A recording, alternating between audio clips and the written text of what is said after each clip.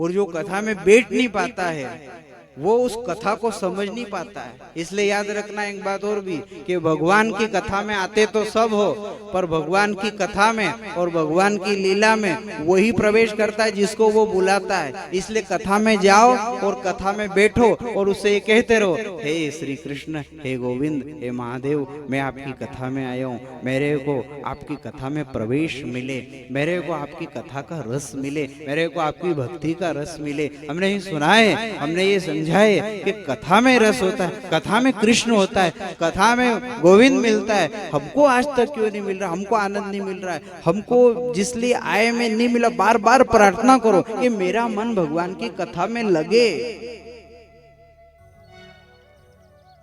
और जिसका मन लग जाता है ना, उसी को वास्तविक में कथा में प्रवेश मिलता है। हजारों लोग आते, हजारों लोग सुनते, कथा में प्रवेश सबका थोड़ी होता है।